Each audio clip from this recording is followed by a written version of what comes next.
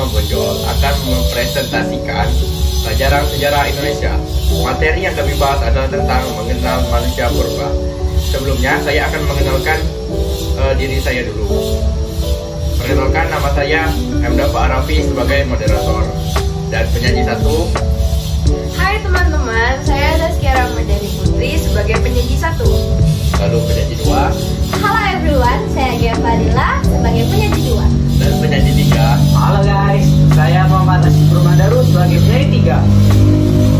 Oke, tidak usah lama-lama, langsung saja kita lanjut ke materi.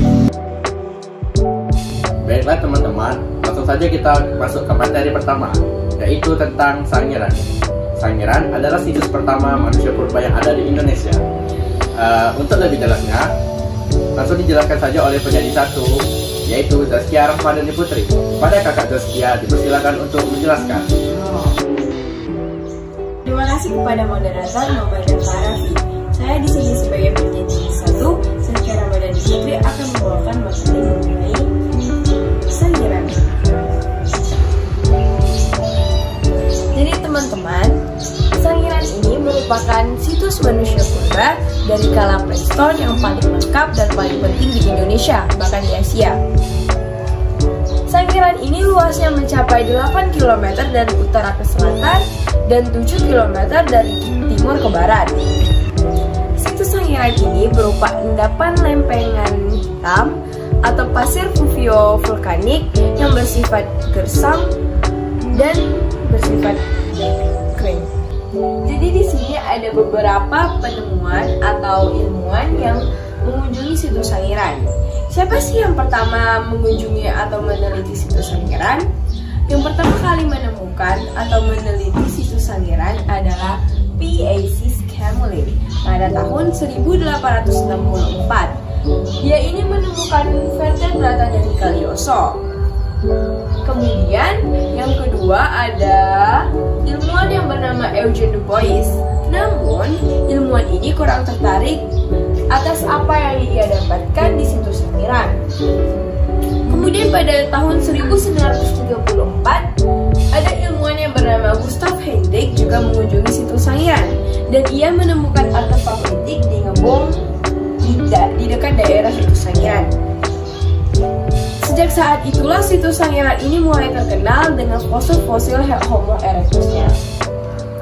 Situs Sangiran ini tidak hanya menggambarkan evolusi manusia saja, evolusi budaya, binatang, atau keadaan juga tergambarkan di situs Sangiran ini. Situs Sangiran ini juga telah diresmikan oleh UNESCO sebagai warisan dunia pada tahun 1996. Sekian materi dari saya.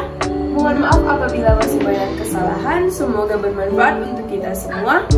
Saya kembalikan kepada moderator. Oke, terima kasih pada penyaji satu kakak Zaskia. Lalu kita lanjut ke materi kedua, yaitu tentang Trinil Ngawi Jawa Timur. Trinil Ngawi Jawa Timur adalah tempat pertama kali ditemukan fosil-fosil. Untuk lebih jelasnya, langsung saja dijelaskan oleh penyanyi dua, yaitu Gia Fadila. Kepada kakak Gia, dipersilakan untuk menjelaskan.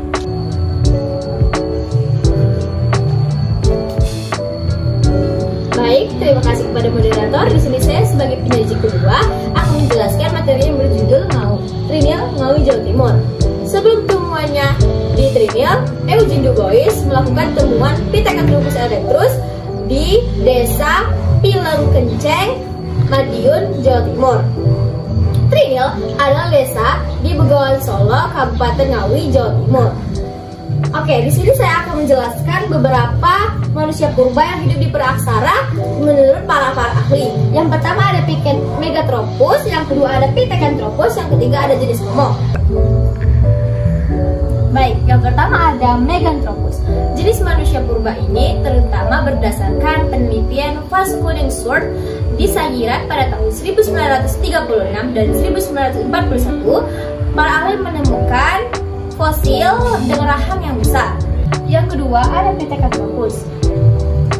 Jenis manusia ini purba ini didasarkan pada penelitian Eugene Du Bois pada tahun 1890 di dekat Trinil.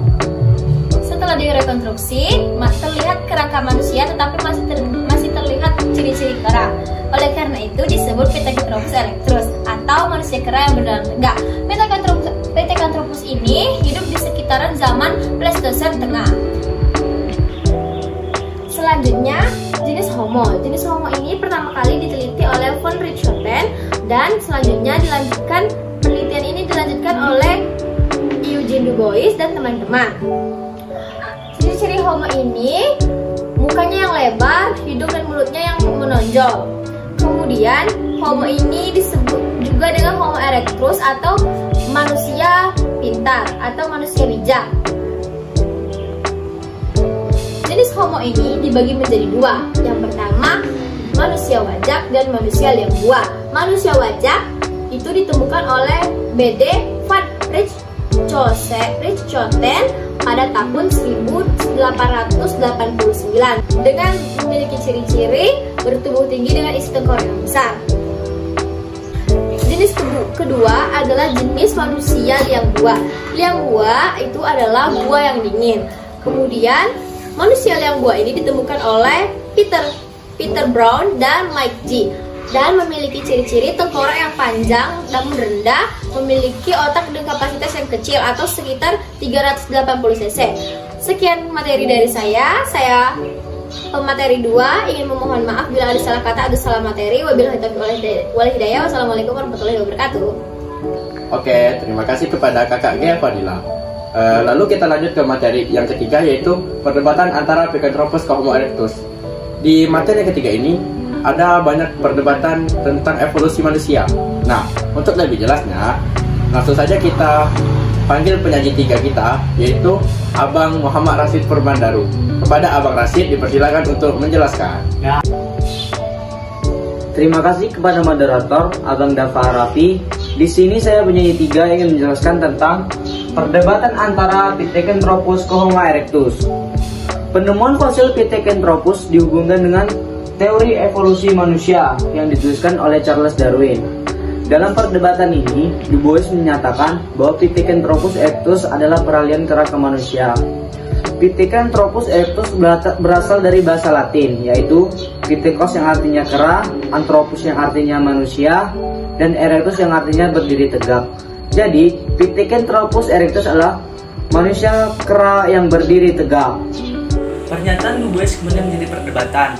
Apakah benar ciri fisik Pithecanthropus yang memiliki atap tengkorak dengan volume kecil, gigi berukuran besar, dan tulang paha berciri modern berasal dari satu individu?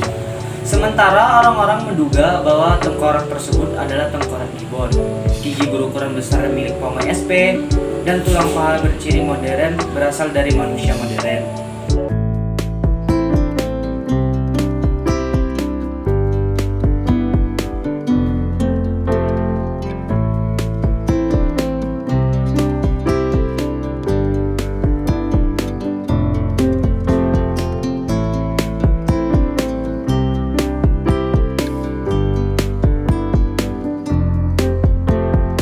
Dan presentasi materi dari kami. Hidup kesepian tanpa kekasih. Cukup sekian, terima kasih. Wabillahi taufiq wal hidayah. Wassalamualaikum warahmatullahi wabarakatuh.